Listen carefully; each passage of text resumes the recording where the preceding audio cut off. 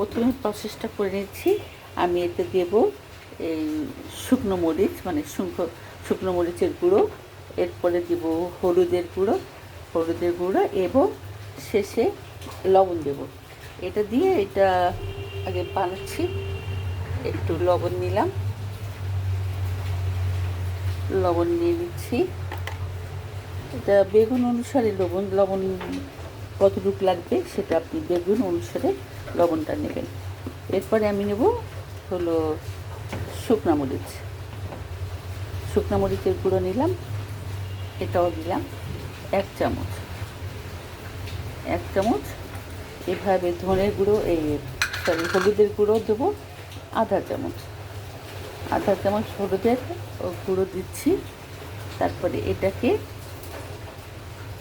এরকম করে মিশিয়ে এই বেগুনগুলোর উপরে আমি এই জিনিসটা, আর এর ভিতরে আমি আর কিছুই দেবো না, এর ভিতরে আমি বেগুনগুলো মাখাবো।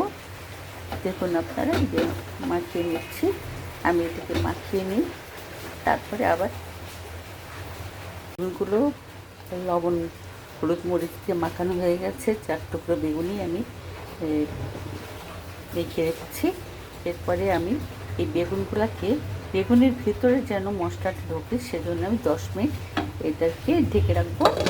তারপরে 10 মিনিট পরে আমি এটা ভাজবো। আমি এটা আপাতত 10 মিনিট এখানে রেখে দিচ্ছি।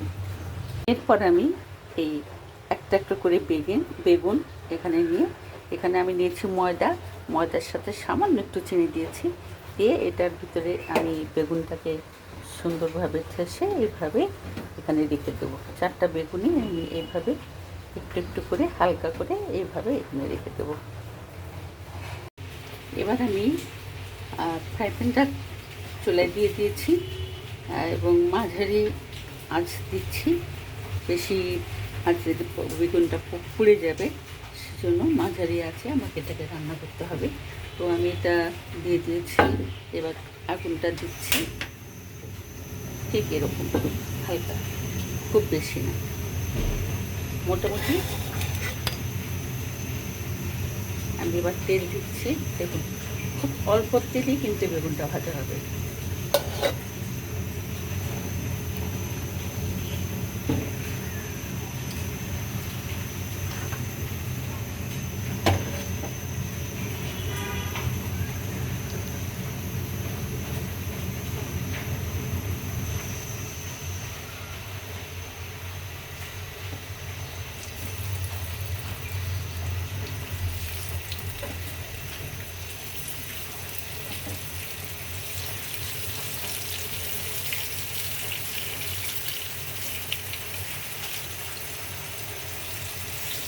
এবার আমি ঢেকে দিয়ে কিছুক্ষণ পর আমি এটাকে উল্টিয়ে দেবো যে কতটুকু হলো।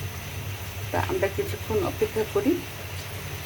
ততক্ষণ আকাশের অবস্থা খুবই খারাপ, বৃষ্টি হচ্ছে, টিপটিপ করে বৃষ্টি পড়ছে, নিম্নচাপের সৃষ্টি হচ্ছে। তো যারা খিচুড়ি খাবেন তারা বেগুনের সাথে খুব ভালো লাগবে। আরেকটা কথা হলো, আমরা আজকে এমন বিশেষ কিছু রান্না করব না, কারণ বন্যায় উপদ্রুত অঞ্চলের যে সমস্ত বাসিন্দারা আছেন তারা কিন্তু কোনোরকম করে খেয়ে হয়তো দিনটা পার করছেন, তাদের কথা মনে রাখতে হবে। হ্যাঁ, এবার একটু দেখি কি অবস্থা হলো বেগুনগুলো। একটা করে উল্টাচ্ছি, একটা করে উল্টিয়ে দেখি।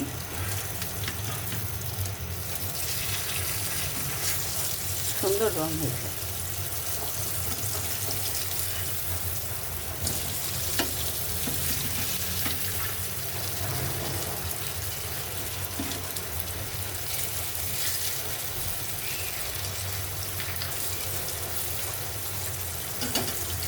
এইভাবে উল্টিয়ে পাল্টিয়ে আমরা বেগুনটা ভাজি করব।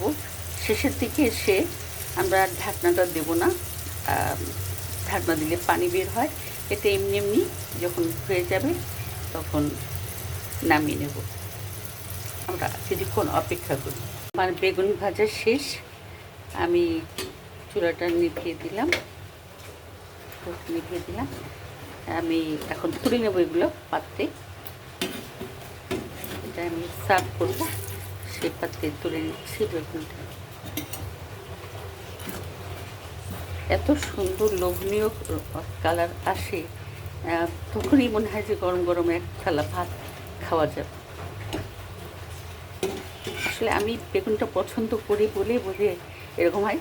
এর ভিতরে আমি কি দিয়েছি, 4টা শুকনো মরিচও দিয়েছি। মরিচটা আমার খুব ভালো লাগে ভাতের সাথে, তো সেটা আর কি আমি মরিচটা দিই।